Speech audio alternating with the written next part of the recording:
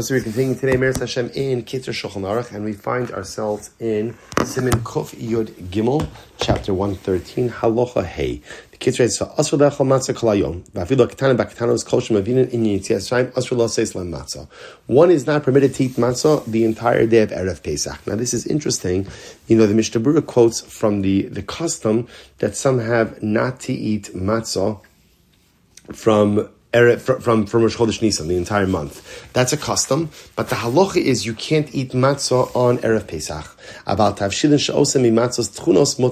But interestingly enough, dishes that you make, let's say, cooked dishes that you make from matzah meal, that is mutter. Mutter l'chol adam atchilas sha'asiris, up until the 10th hour of the day.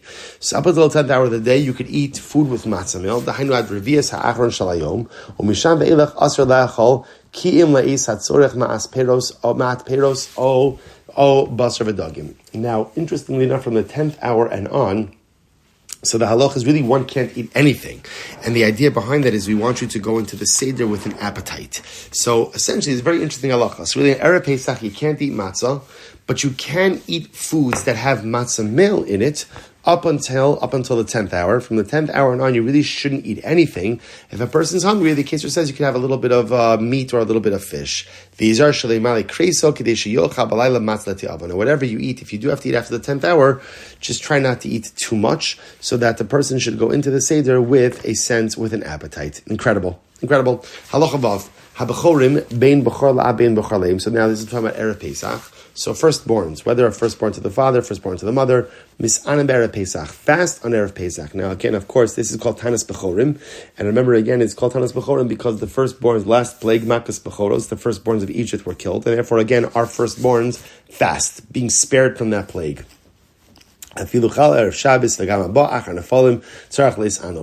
Even what's interesting over here is that there's a very liberal definition of Bechor, of firstborn. So for example, let's say again a child was born after a number of stillbirths.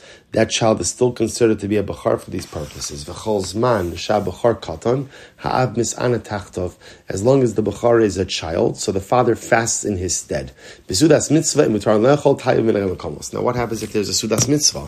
Like for example a siyum. So does that exempt the Bechor from fasting? This is dependent on the local custom. Some had local customs. So this is interesting. We take it for granted that if a Bechor participates in a siyum, he doesn't have to fast, but apparently this was fundamentally dependent on the custom of the locale. Very interesting. Okay. So again, we paskin in general. General consensus is that halacha l'maisa you could go ahead and if you partake of a sudas mitzvah, you can go ahead and not have to fast. Halacha zayin. If you do have a bechor who is fasting, he will say anenu in mincha, which is the extra insertion that we say on a fast day. And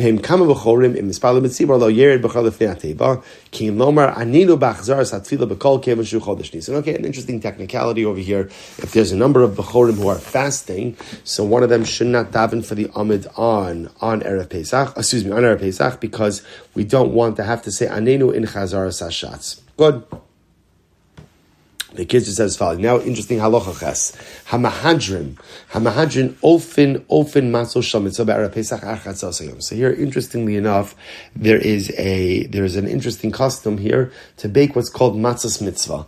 Matzos mitzvah are matzos that are going to be used for the Seder that are made after chatzos, that are made after midday. Now, these are matzos specifically made again for the Seder. They're called matzos mitzvah shuzman hakrav is Karban Pesach. So essentially, you're making matzah at the time when the Karban Pesach would have normally been offered. So again, this is called matzos mitzvah, and it's a tremendous thing, because essentially, even though we don't yet have the Karban Pesach, but to be able to make matzah at the time that the Karban would have been offered, endows the matzah with an extra level of sanctity, and to use those very same matzos for the Seder, it's of course a very special thing. However, you have to be careful. If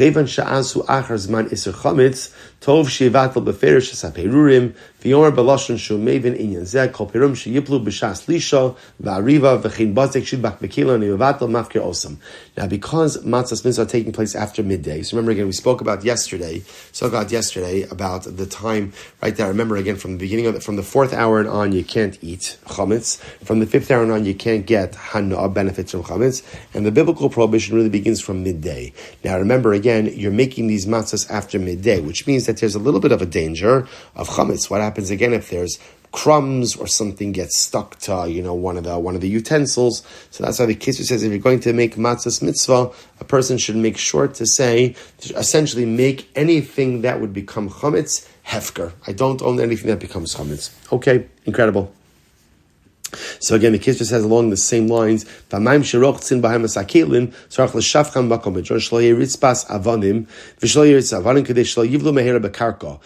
again, the ground, right? The water that you're using, first of all, to wash the utensils should be spilled out onto a sloped area so that they don't pool.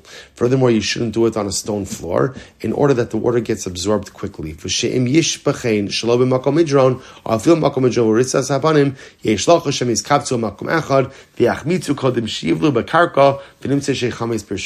again, the concern is that if you're not spilling it on a slope, right, or for that matter, again, it's a stone floor, so it's not going to get absorbed. If it doesn't get absorbed, it'll pool, and ultimately, again, one runs the risk of it becoming chametz. Right? Shkoyach, everyone. Mazel tov on finishing Simin Kuf Yod Gimel. The Meretz Hashem begin Simin Kuf Yod Dalet tomorrow. And shkoyach, everyone.